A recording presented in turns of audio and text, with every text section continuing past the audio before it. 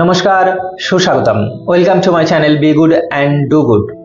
আমরা জানি আপনারা যারা এই ভিডিও দেখেন আমাদের, তারা আশায় থাকেন কখন ইউটিউবাররা বা বিভিন্ন সংবাদ মাধ্যমের থেকে এমন কোনো খবর আসবে যে খবরগুলো আপনাদের মনকে আশ্বস্ত করবে। কারা আপনারা? আপনারা হলো তারা যারা বাংলাদেশে নিপীড়িত, বাংলাদেশের শুভবুদ্ধি সম্পন্ন মানুষ, বাংলাদেশের সংখ্যালঘু মানুষ, সেই সাথে সাথে বাংলাদেশের যেসব মানুষরা দেশের বাইরে এখন কাজ করছে, বাইরে আছে বিভিন্ন কারণে, পড়াশুনো করার জন্য হোক, তারাও অন্তত এটা মনে মনে ভাবছে যে বাংলাদেশে যে অরাজকতা চলছে সেটা কবে শেষ হবে। এবং সেই আশায় আপনারা বসে থাকেন, আপনারা ভাবেন কখন একটা ভালো খবর আসবে, কখন একটা এমন খবর আসবে যে ইউনূস সরকার পড়ে গেছে, দেশে আবার স্থিতিশীল একটা সরকার তৈরি হচ্ছে।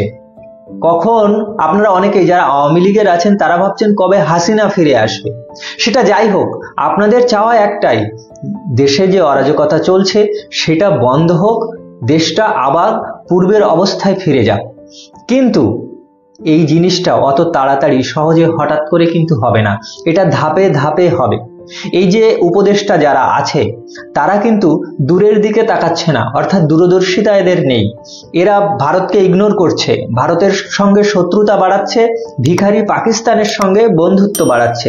এই যে বাইডেন তাদের পেছন থেকে সরে গেছে, এখন ট্রাম্প সরকার আসছে, এইসব প্রত্যেকটা জিওপলিটিক্যাল যে ধাপগুলো একটা একটা করে হচ্ছে, এর ফলে বাংলাদেশের ইউনূস সরকারের পতন ঘনিয়ে আসছে, এটা ধ্রুব সত্য।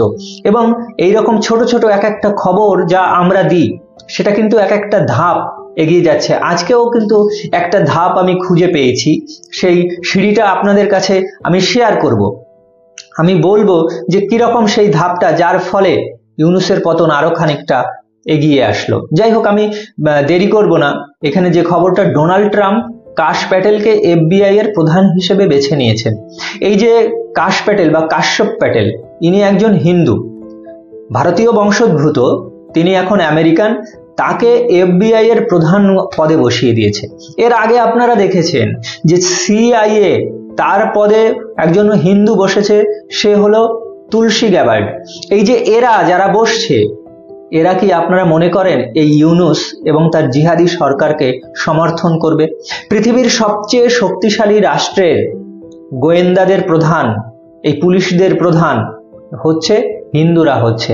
তারপর ওখানে যে পরিমাণ যে অত্যাচার চলছে, সংখ্যালঘুদের ওপর অত্যাচার, সাধারণ নিপীড়িত সুফি সাধুদের ওপরে যেসব অত্যাচার চলছে, সেসব অত্যাচার চলতে পারবে বলে আপনারা মনে করেন 20 জানুয়ারির পরে? কখনোই সেটা চলতে পারবে না। বিভিন্ন জায়গা থেকে আরো অনেক খবর আসছে যে আপনাদের বাংলাদেশে আমি দেখলাম এই যে ইসকনের সাধুদের প্রচন্ড পরিমাণে ভয় পেতে শুরু করেছে ইউনূস সরকার। ইউনূস সরকার এখন যারা চিন্ময় সাধুকে খাবার দিতে যাচ্ছে জেলে, প্রসাদ দিতে যাচ্ছে, কারণ তিনি তো অন্য খাবার খান না, তাদেরকে আবার জেলে ভরে দিচ্ছে।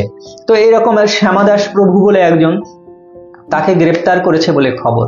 আমি একটা খবর পেয়েছি যেটা আমার কিন্তু খুব ভালো লেগেছে। বাংলাদেশের একজন চলচ্চিত্রের নায়ক, উনি অনেক পুরনো, ওনার আমরা যখন খুব ছোট তখন ওখানে দেখেছি যে বেদের মেয়ে জ্যোৎস্না বলে একটা সিনেমা বেরিয়েছিল, সেই সিনেমার তিনি নায়ক ছিলেন, এই যে ইলিয়াস কাঞ্চন। তিনি একটা অত্যন্ত গুরুত্বপূর্ণ কথা বলেছেন।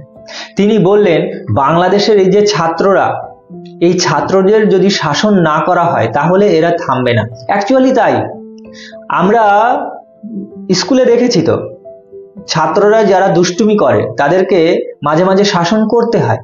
ঠিক তেমনি বাংলাদেশের ছাত্র এবং ছাত্রের রূপ ধরে যেসব জিহাদিগুলো এইসব হত্যাকাণ্ড চালাচ্ছে, অরাজকতা চালাচ্ছে, তাদেরকে শাসন কারা করবে?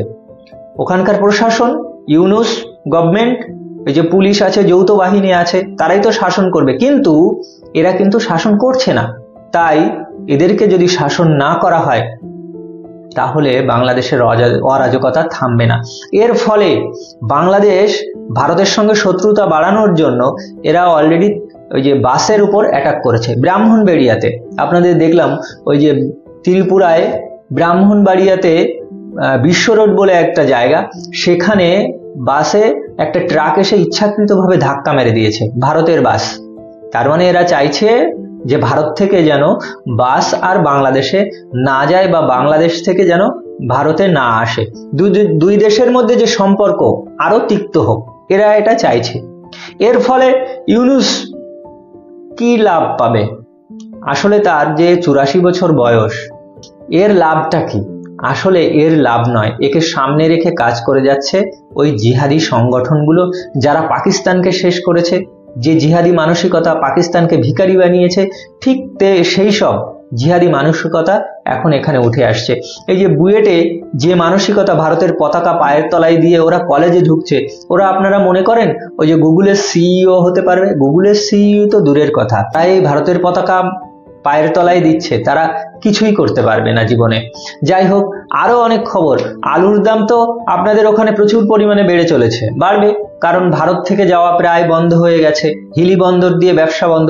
এদিকে ত্রিপুরা মুখ্যমন্ত্রী, তিনি কিন্তু একটা বড় কথা বলেছেন। তিনি বলেছেন ওনারা ভাবছেন যে বাংলাদেশের সঙ্গে পুরোপুরি ব্যবসাটাই বন্ধ করে দেবে।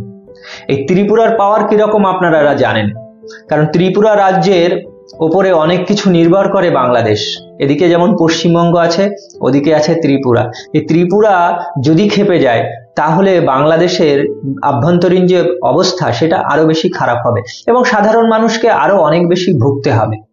এখন যেটা সবচেয়ে বড় কথা, যে ভারত, আমাদের যে সরকার আছে, তারা কেন এখনো পর্যন্ত কোনো শক্ত ব্যবস্থা নিচ্ছে না? এখন জানেন তো, যুগটা এসে গেছে একটা ডিজিটাল যুগ। এখন ওই অস্ত্রের সাহায্যে যুদ্ধ, এটা খুব কমই হয়। এই যুদ্ধে বিশ্বাস যারা করে, সেটা আমি অন্তত বিশ্বাস করি না, ভারত অন্তত সেটা বিশ্বাস করে না বলে আমারও মনে হয়েছে। কারণ এরা ইনফরমেশন টেকনোলজি, এই যে জিওপলিটিক্যাল গেম, এর মাধ্যমেই কিন্তু খেলাটা চলে এবং সেই খেলা একটু সময় সাপেক্ষ হলেও একেবারে ঠিক রেজাল্ট দেয়। এই ইউনূসকে একেবারে সমূলে ধ্বংস করার জন্য সেই রকম জিওপলিটিক্যাল গেম কিন্তু ইন্ডিয়ার তরফ থেকে খেলা হচ্ছে। শুধুমাত্র কিছুদিন আপনাদেরকে আরেকটু কষ্ট করে ধৈর্য ধরতে হবে। 4 মাস তো অতিক্রান্ত হয়েছে, আর 1.5টা মাস আপনারা আরেকটু কষ্ট করুন, ধৈর্য ধরুন, দেখবেন সুফল পাবেন। তো ভালো থাকুন, সুস্থ থাকুন। জয় হিন্দ, বন্দে মাতরম।